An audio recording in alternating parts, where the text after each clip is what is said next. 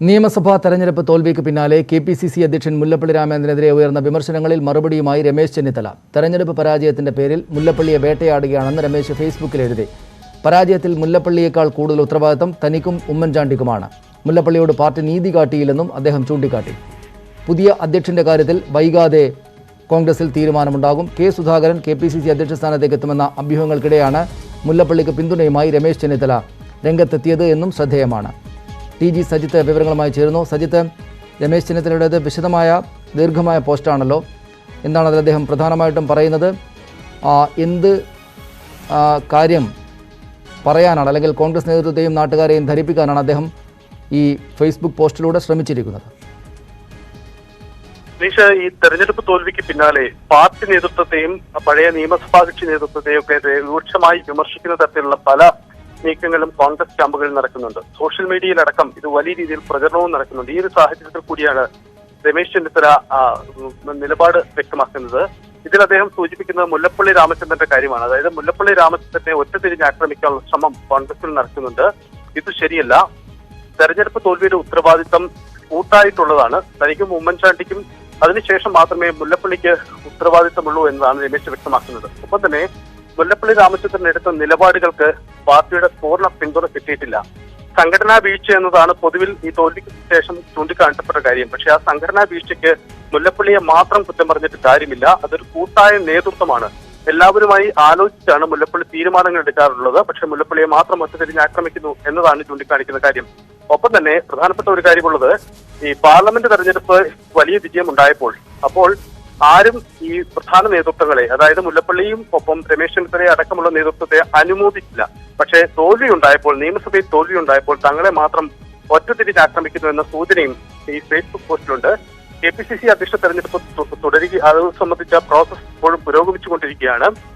AICC സമിതി വിവിധ നേതാക്കളിൽ നിന്നും അവരുടെ അഭിപ്രായങ്ങൾ ശേഖരിച്ചു വരികയാണ്. ഈ ഒരു പശ്ചാത്തലത്തിൽ കൂടിയാണ് രമേശ് ചെന്നിത്തല ഇത്തരമൊരു നീക്കവുമായി രംഗത്ത് വന്നിരിക്കുന്നത്.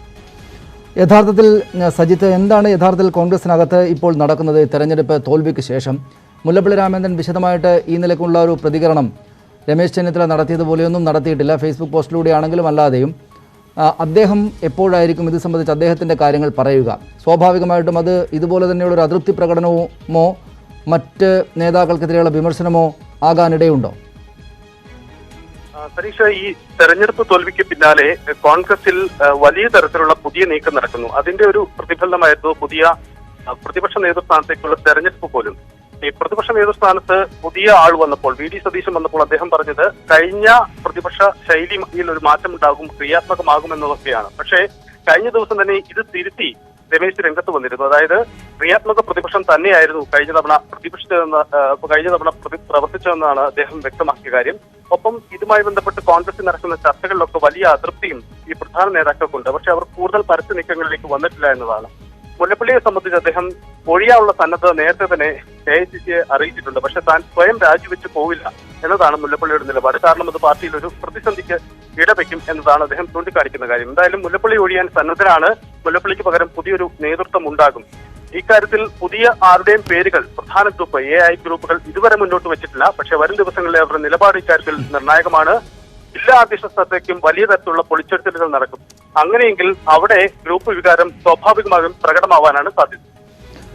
ഇവിടെ സജിത്ത്, രമേശ് ചെന്നിത്തലയ്ക്ക് പിൻഗാമിയായിട്ട് VD സതീശൻ വന്നപ്പോൾ അതിനകത്ത് എന്തെങ്കിലും തരത്തിലുള്ള അസ്വാരസ്യങ്ങൾ ഉയർന്നില്ല. രമേശ് ചെന്നിത്തല പരസ്യമായിട്ട് അദ്ദേഹത്തിൻ്റെ അതൃപ്തി മറ്റു തരത്തിലുള്ളതാണ്. VD സതീശന് പൂർണ്ണമായുള്ള പിന്തുണ പ്രഖ്യാപിക്കുകയാണ് അദ്ദേഹം ചെയ്തത്. മറ്റേതെങ്കിലും തരത്തിലുള്ള അസ്വാരസ്യങ്ങൾ ഇത്ര വലിയ പരാജയമുണ്ടായ സാഹചര്യമായതുകൊണ്ടാകാം അങ്ങനെ എന്തെങ്കിലും ഒന്നും ഉയർന്നിട്ടേയില്ല. പക്ഷേ ഇതിപ്പോൾ KPCC അധ്യക്ഷനെ തിരഞ്ഞെടുക്കുന്ന കാര്യത്തിലും അങ്ങനെ തന്നെ ആയിരിക്കുമോ? ആ നിലക്ക് പുതിയ KPCC അധ്യക്ഷൻ്റെ പേര് അന്തരീക്ഷത്തിലേക്ക് വന്നാൽ, അല്ലെങ്കിൽ അദ്ദേഹം തിരഞ്ഞെടുക്കപ്പെടുന്ന സാഹചര്യം ഉണ്ടായാൽ കോൺഗ്രസിനകത്ത് അപസ്വരങ്ങൾ കൂടുതലായിട്ടുണ്ടാകും എന്നാണോ രാഷ്ട്രീയ നിരീക്ഷകർ വിചാരിക്കുന്നത്? സ്വാഭാവികമായും അത്തരം സാധ്യതകളുണ്ട്. മാത്രമല്ല, ഈ VD സതീശന്റെ തെരഞ്ഞെടുപ്പുമായി ബന്ധപ്പെട്ട് പരസ്യമായ പ്രതികരണങ്ങളോ അല്ലെങ്കിൽ വിയോജിപ്പുകളോ ഒന്നും ഇതുവരെ പ്രധാന നേതാക്കൾ രേഖപ്പെടുത്തിയിട്ടില്ലെങ്കിലും അവർക്കിടയിൽ വലിയ വിയോജിപ്പുകളുണ്ട്. പ്രത്യേകിച്ച് VD സതീശനെ തെരഞ്ഞെടുത്ത രീതിയിലാണ്. രമേശ് ചെന്നിത്തലനെ തന്നെ തുടരും എന്ന ഒരു പ്രതീതി ജനിപ്പിച്ച ശേഷം VD സതീശനെ തെരഞ്ഞെടുത്ത രീതിയിലൊക്കെ വലിയ അതൃപ്തി അവർക്കുണ്ട്. മാത്രമല്ല, സംസ്ഥാന കോൺഗ്രസിലെ ഈ പ്രധാന നേതാക്കൾ നിർദ്ദേശിക്കുന്ന പേരുകൾ അവഗണിച്ചൊരു പ്രഖ്യാപനം ഉണ്ടാവുന്നത് ചുരുങ്ങിയ സന്ദർഭങ്ങളിലോ ഉണ്ടായിട്ടുള്ളൂ. ഇതിന്റെ അതൃപ്തിയും പൊതുവിൽ ഈ നേതാക്കൾക്കുണ്ട്. KPCC അധ്യക്ഷ പദവിയിലേക്ക് ഇപ്പോൾ ഹൈക്കമാൻഡ് തീരുമാനമാണ് ഇക്കാര്യത്തിൽ നിർണായകം. കാരണം സംസ്ഥാന നേതാക്കളുടെ വികാരങ്ങളും നിർദ്ദേശങ്ങളും ഒക്കെ എത്ര കണ്ട് പരിഗണിക്കപ്പെടുമെന്ന ഉറപ്പ് ഈ നേതാക്കൾക്ക് പോലുമില്ല. അതുകൊണ്ട് തന്നെയാവണം അവർ പുതിയ പേരുകളൊന്നും ഇതുവരെയും നിർദ്ദേശിക്കാത്തത്.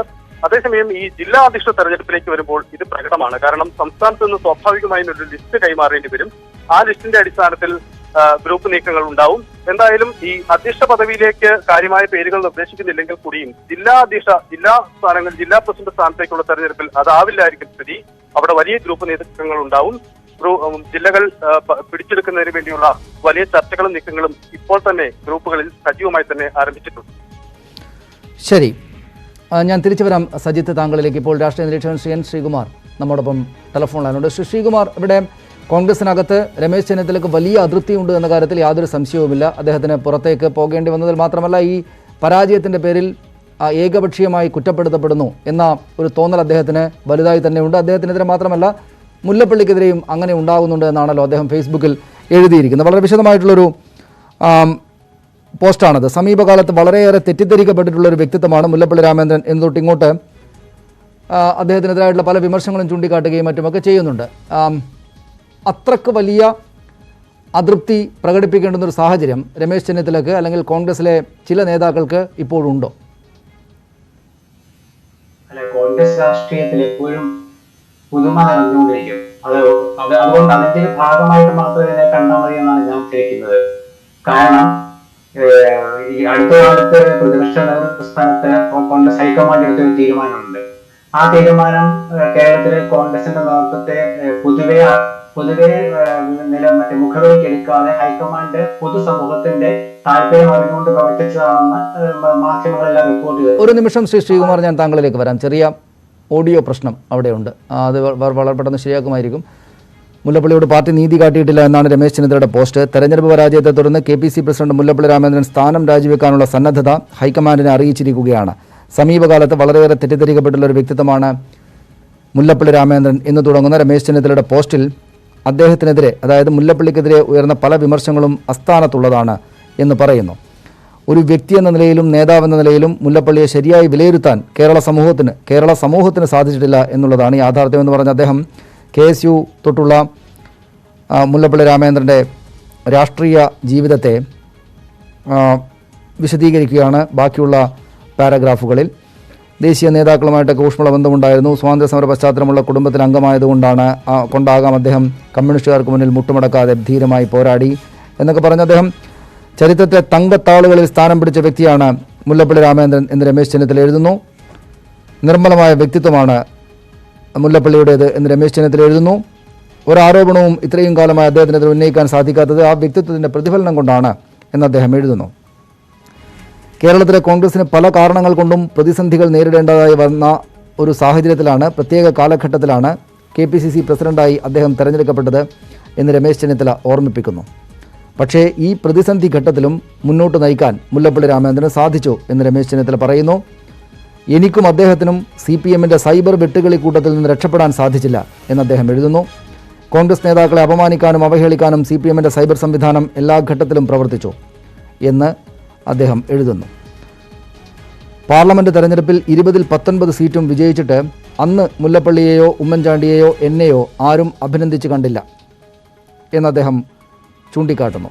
അതുകൊണ്ട് ഈ നിയമസഭാ പരാജയത്തിന് ഉത്തരവാദിത്തം മുല്ലപ്പള്ളിക്ക് മാത്രമാണെന്ന് ഞാൻ വിശ്വസിക്കുന്നില്ല എന്ന് പറഞ്ഞ രമേശ് ചെന്നിത്തല ആ ഉത്തരവാദിത്തം മുല്ലപ്പള്ളിയേക്കാൾ കൂടുതൽ എനിക്കും ഉമ്മൻചാണ്ടിക്കും മറ്റ് നേതാക്കൾക്കുമുണ്ടെന്ന് വിശ്വസിക്കുന്നു എന്ന് എഴുതുന്നു. ശ്രീ എൻ ശ്രീകുമാർ നമ്മോടൊപ്പം ഉണ്ട്. ശ്രീ ശ്രീകുമാർ, താങ്കൾ നേരത്തെ പറഞ്ഞു വന്നത് തുടരാമോ?